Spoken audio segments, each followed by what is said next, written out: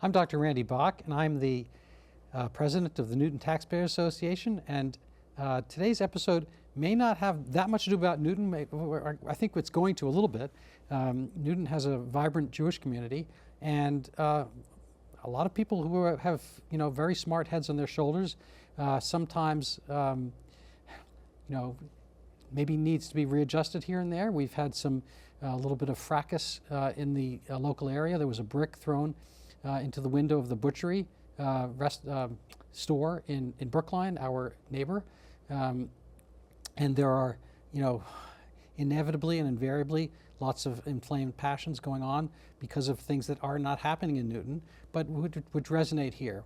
So to that end, on the, slight aftermath of the June 13th initiation by Israel of bombing in Iran, we're going to be talking somewhat internationally, globally, and trying to refocus it as well to local issues and some of the strife and examples of damage that have occurred one way or another, to people and property and whatnot in Massachusetts and in the United States as a whole, and so forth. A lot of protests going on here and there. So that's kind of a diffuse introduction, but we're going to try to focus in on a few different things, laser focused, get our sights over the target, as it were, with these kind of bombings that are happening far afield, but which have some interest, I think, locally.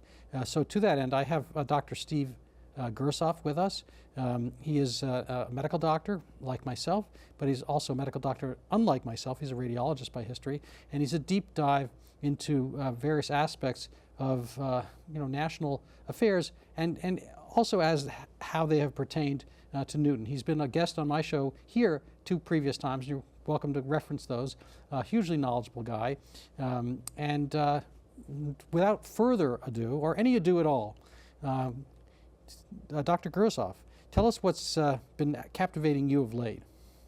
Well, what's captivating me of late is what captivated me back in 1973 when I volunteered and served in Israel as a lone doctor in the Yom Kippur War. Following that, I became a student, not a scholar, but a student of Islam, basically why they do what they do, to explain some of the international political stands that they have taken. When I speak not of the religion, but of its ideology, its political ideology. I want to be sure I'm not misconstrued as criticizing the religion in any way, but that its political ideology can be lethal for some Muslims themselves who don't subscribe to whoever happens to be in power at that time, or to unbelievers, as they call those who do not subscribe to their variety of Islam. Yeah, no, it's a funny thing. I think it's apostasy.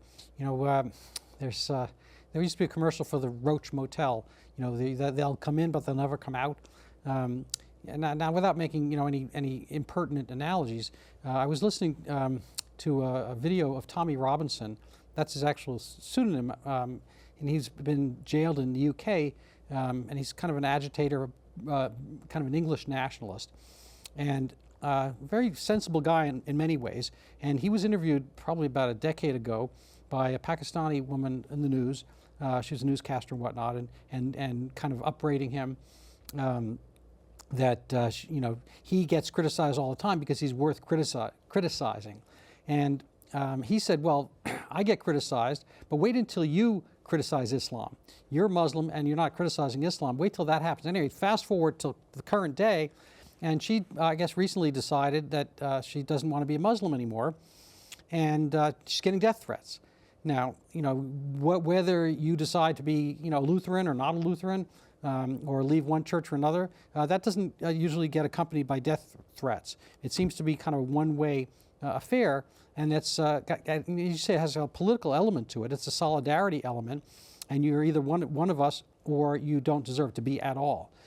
So I apologize for that little long-winded roundabout, but there is kind of a Velcro aspect where you're not allowed to leave. And the irony is, even in the Islamic Republic of Iran, there's very low adherence to Islam per se. The application of religion, is kind of like a grassroots thing. It has to come from the soil up rather than kind of be applied down. And so when people are forced to do almost anything, in this case in the Islamic Republic of Iran, you're supposed to do this. You have to wear the burqas, you have to wear hijab, and so forth. You have to be, doing X, Y, and Z. You can't do this. All the kind of, other behaviors you might see happening, in England or, even in, I guess, Turkey and whatnot to an extent. You are forbidden in Iran, and that has actually bred kind of a counter movement of the people themselves who are very much not in favor of the regime. So again, another diatribe, but I don't know how you feel about any of those things, whether they tie into some of the topics you have. Well, it's not my feeling, but the term for apostasy in Arabic is rida. In fact, the first caliph following Muhammad from 632 to 634, for those 2 years, had what was called the Rida Wars, because immediately after Muhammad died, a lot of the surrounding tribes left Islam, and so Abu Bakr, the first caliph after Muhammad, went out and killed them all. That basically set a precedent. If we could have the first slide, I have some quotes from a book I use that I found very helpful called, by Samuel P. Huntington, The Clash of Civilizations. He defined a new term in the late 1990s of fault line wars, where different civilizations collided. Specifically, he was looking at Islamic societies where they collided with non-Muslim societies. That could be Pakistan and India, or Israel and its neighbors. If you can read these, fault line conflicts between different civilizations, particularly prevalent between Muslims and non-Muslims. Cultural differences sharpen the conflict. Religion is the principal defining characteristic of civilizations. And these I took as quotes that explain a lot of what's going on between Iran and Israel. Israel hasn't done anything to Iran except exist. On page 256, wherever one looks along the perimeter of Islam, Muslims have problems living peaceably with their neighbors. On page 258, Islam's borders are bloody, and so are its innards. And again, Muslim states also have a high propensity to resort to violence in international crises. And when they did use violence, Muslim states used high-intensity violence. I think the next slide we can go right through, because that pretty much complements this. But the third slide is a picture of the book itself. That was delivered in 1993 as an article in Foreign Affairs magazine. It created such a stir that he was asked to write the book about it. And this book, The Clash of Civilizations, if we could have that next slide, is where I take this from. Using that, I went on to many other books to read about Islam to further my understanding of it. And there's the book itself. I can't say it's a fast read. It might not be a great read for a lot of people, but it does explain a lot of why Islam, specifically as a theocracy, is doing what it does. In a theocracy, you have a sin against the religion. That becomes a political or a communal crime, and that's investigated by the police and punished by the judiciary. So in Iran, if you're not wearing your hijab correctly, whatever, you can actually be arrested. And in Asaf Hamini, I think is her name, was actually killed, as many other women have been, for trying just to exercise their right not to wear their hair covered. Well, it's not a right. It's their desire, yes, in this case. You're right. Yeah, it's kind of an intersection. The funny thing is, there's so much focus on Israel, Iran, but people neglect kind of the march of Islam in other places. I remember, pretty much where you see crises these days, in the Philippines, for instance, Mindanao is the southernmost island. For decades or more, they had these bloody, civil wars, and it was basically the Islamic Front, the Moro, M-O-R-O group, or whatever. All throughout, North Africa, it's, there's Islamic groups. There's Polisario, which is kind of an Algerian group, but there's all kinds of Al-Qaeda of the Maghreb and this and that. People don't really have those register, whatnot. In Nigeria right now, there are, hundreds of people getting kind of massacred, if that's a verb, on a, weekly basis. Just the other day, there was like I don't know, 150 people just kind of swooped upon in their village and beheaded. You know, it's a very, it's not a nice way of asking. You know, it's not kind of a, and people kind of don't really have that register on their radar because it's not this one conflict. You know, all the universities here, you know, they have the, you know, they actually don't even have the Hamas flag. They're waving this kind of black, green, white and red affair, which is like the PLO flag. But the Hamas flag itself is kind of the green version of the standard, you know, call to war that ISIS used and so forth. But anyway, you know, there just seems to be kind of a focus on certain one aspect with one people who want to exist. You know, there's been Darfur, there's wars, the South Sudan versus North. There's all kinds of conflicts all around the world in you know, Assam province and in like east of Bangladesh and Burma, and all these places all around the globe. And a fair number of them have to do this with this kind of religious flavor and religious fervor. It's more than a fair number. In that book, Samuel Huntington shows that a high percentage of all of those are religious disputes, basically fault line wars. In Nigeria, many of our listeners may have heard of Boko Haram. That means books are forbidden. That is a Nigerian variety of Islamists in the north with predation on the tribesmen and farmers of the south. The beheading is part of a variety of culture within the foundational texts of Islam, because many Muslims consider Muhammad the Insan al-Kamil in Arabic, the perfect man. And in their tradition, he decapitated enemies. So to be like him, decapitation is common, like we saw with Daniel Pearl. But to shift back, when Dr. Bach first asked me to be on the program the other day, he talked about my talking about the Cuban Missile Crisis because of the nuclear issues in Iran. I said, nuclear missile, that was different. That was a mutually assured destruction. We had the term MAD, mutually assured destruction. We knew that Russia would not attack us because we would attack them back. And mutually assured destruction basically secured us both. We don't have that with Iran because in the Shia Islamic eschatology, that's their theology of the end of times, there will be a huge conflagration, like a nuclear war. Supposedly, there is this conflagration will take place in Dabik, a town in north of Syria. That's the name of the ISIS booklet that they put out. Here, at that time of Allah's choosing, there will be this huge conflagration. Jesus will return, break the cross, in other words, end Christianity, and that's where the hadith the hadith that says, even the stones and trees will cry out, "O Muslim, there is a Jew hiding behind me. Come and kill him." That's from a different segment of the foundational texts of Islam. But this is the belief system that they in Iran have. Certainly not all Iranians, certainly not all Muslims, but that's the effective functioning belief that is driving Iran foreign policy towards Israel today, and why Israel had to destroy it, because they knew that never again would happen. But for them, never again is not just a statement, but it's actually their political policy. Yeah. So I have a friend who's in the UK. He's a Irani expat named Putkin Azamer. He's been on my YouTube channel a number of times, and he has his own podcast and whatnot. But he likes to point out that the mullahs, the ayatollahs and whatnot, some of them might be from what is constitutionally, geographically Iran and whatnot, but they don't see themselves as Irani per se. Actually, they kind of rebel against that term.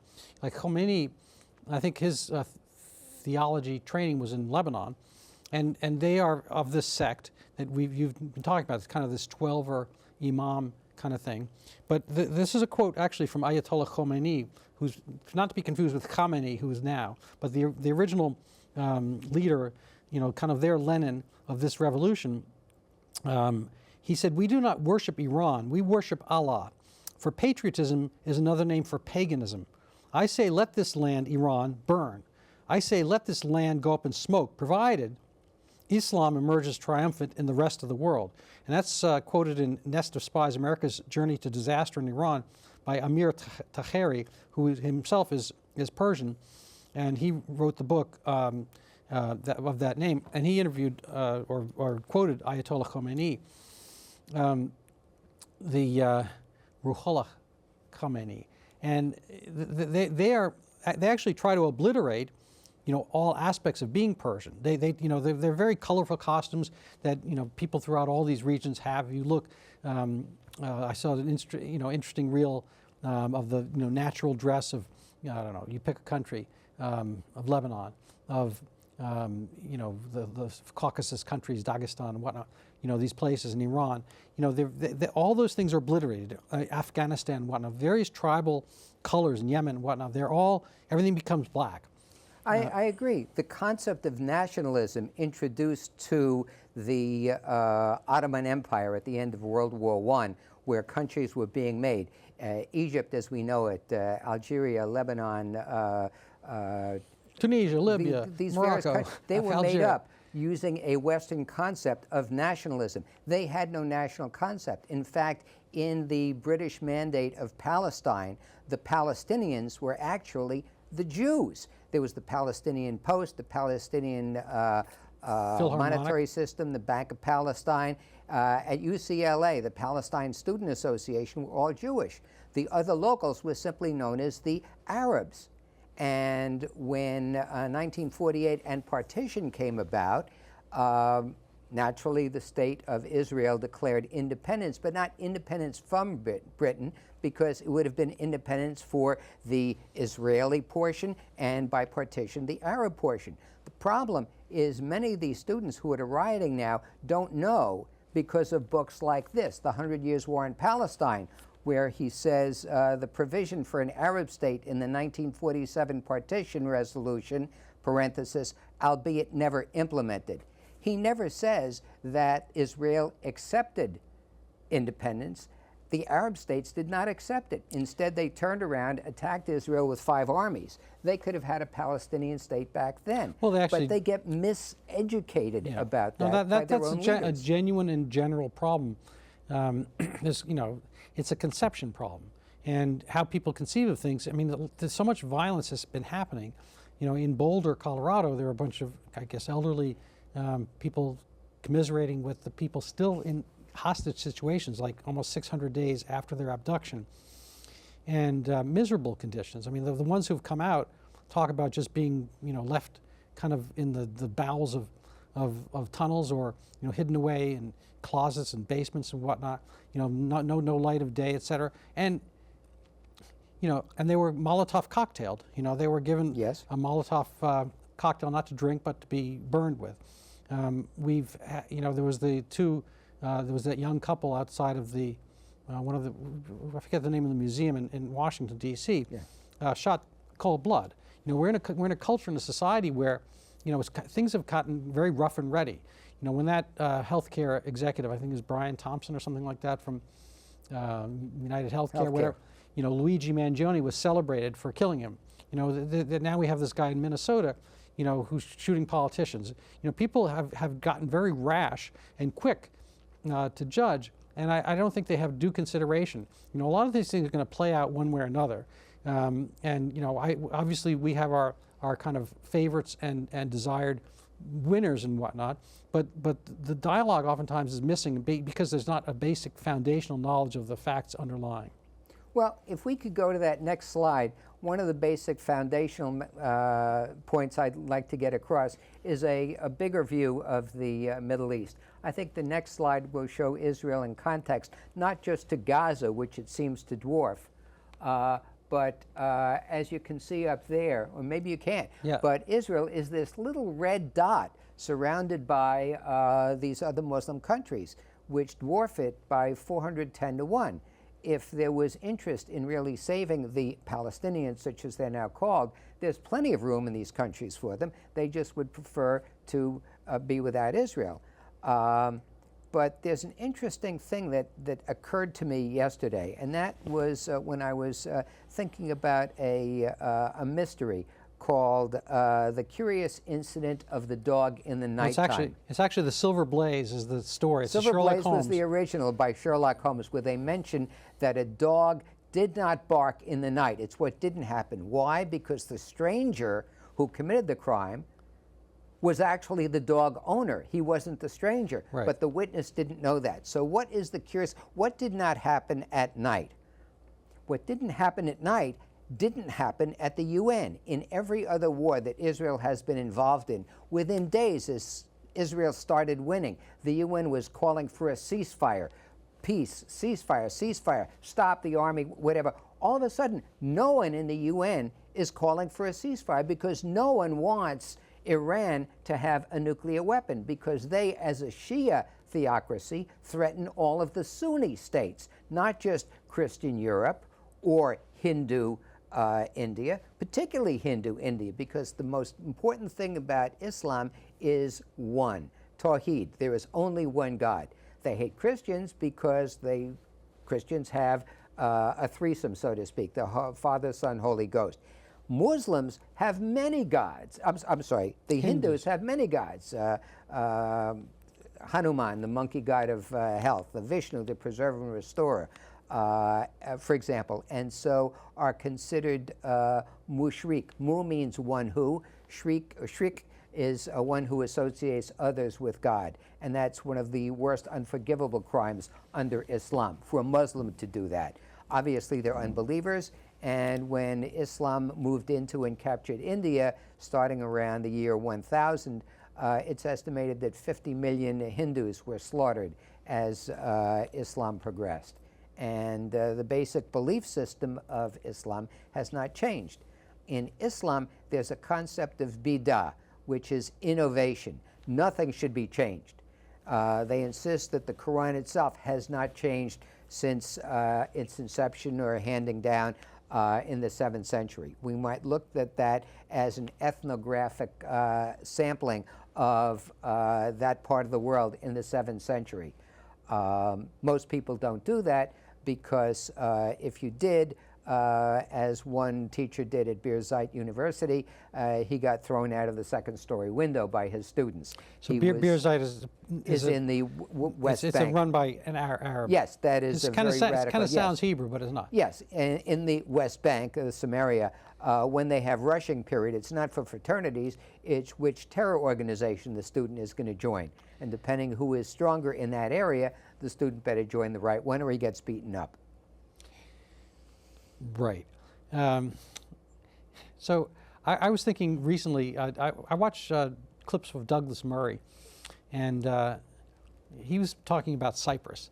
And I'm springing this on you, and I apologize. But in 1973, 74, I mean, Cyprus is historically a Greek island, and the language is Greek, and I guess like 90% of the population was Greek at the time, whatever. And so the Greek nationalists kind of took over through election or whatever. I forget how they came in, but the Turks felt threatened. So there's a Turkish minority, about 10% at the time, and so the Turkish Navy, etc., came in and invaded the island. In other words, the country of Turkey invaded this island to protect its Turkish-speaking population. It's an independent country. It's Greek-ish. Yes. But the point is, speaking about the dog that didn't bark in the night. I'm just bringing that up. Let's just go back a second. That's not too different than Hitler's Germany invading the Sudetenland to protect its German people. Right, fair enough. But as far as the dog that didn't bark in the night, people don't talk about Cyprus. Cyprus was partitioned. The Turks originally came in 74, and they took 3% of the island. The north part, which is actually the Greek part, and the Turkish Cypriots, they were living diffusely through the island, whatever. And so, kind of like the 1948 India-Pakistan separation. So people kind of voted with their feet, and they formed this Turkish enclave in the north. Became this thing that no other country recognized. The Turkish, I forget, they've got an acronym, NC, the Turkish Republic of Northern Cyprus. Yeah. TRNC or something like that. And then they wound up taking 36% of the island, even though the Turkish fraction was only like 10% or something like that. And that they've been bringing people in, and they pushed all the Greeks out, and they've got all the kind of Greek buildings, whatever, emptied out. And then they've been bringing people from the Turkish mainland into Cyprus. And I don't bring this up because nobody talks about this. Like, here is an actual division, and it's a religious division, and there was a war about it, and the Greeks weren't happy about it, and they've kind of had this Cold War with Turkey for a long time, but they're both part of NATO, so it's kind of like, you know, anyway, my point is there are loads and loads of conflicts like that out in the world, and yet the world seems only to focus on the one involving that tiny little country you mentioned. And that's kind of an irony, no pun intended on Iran, but kind of an irony. So anyway, I'm going to give you the last couple minutes to close up, and what kind of advice do you have for our viewers and listeners who are in Newton, who might, you know, feel somewhat conflicted one way or another about kind of always being in front? I mean, you know, in Fiddler on the Roof, they said the Jews, the chosen people, but Tevye said, God, for once, why don't you choose somebody else? So, you know, Israel's conflict is kind of the dog that never stops barking for other people. The only advice I would give is to suggest what I did. I read widely. When I started getting interested in Islam as a religious ideology, I read dozens, literally dozens, multiple dozens of books, and really studied hard because I wanted to formulate my own opinion. What I've come up with is some of the things I've said this evening, and it's actually very scary, because what Muhammad did in the 7th century has not undergone any change. To try to change that is to get threatened with death. He created this ummah, the Muslim body politic, whatever. You're either in the ummah or not. He also divided the world into two: the Dar al-Islam, the place of Islam and the ummah, and the Dar al-Harb, the place of war.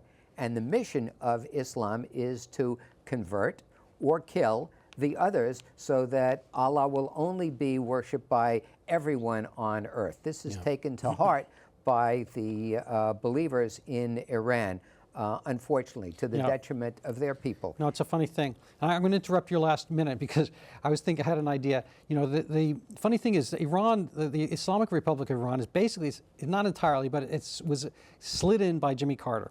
And I don't think it would have existed but for Jimmy Carter, who was extra tough on the Shah.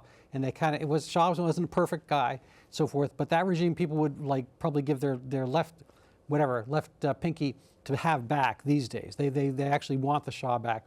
And this kind of same thing happened in Egypt with the Muslim Brotherhood. And you know, Jimmy Carter 2.0, Barack Obama, went with Morsi and whatnot and had the Muslim Brotherhood. When there were uprisings during Obama's reign, 2009 to the next following 8 years, there were uprisings in Egypt and in Iran. And in Iran, they had their own green revolution. Obama basically turned his back on that. And in Egypt, he went with the Muslim Brotherhood. And they managed to rectify that in Egypt. They don't have a perfect regime. General Sisi is not perfect, but he's an improvement, I think, over Muslim Brotherhood and the Islamic republics elsewhere. So I think people have to kind of take these things into consideration and kind of look globally. So I want people to think about Cyprus, think about Egypt as a kind of take the attention off the one place that is kind of working for freedom similar to what we have here. Well, the Muslim Brotherhood is a whole nother topic that we can't even start on now. But I want to thank you for bringing me on this evening. Thank you, Dr. Gerzov.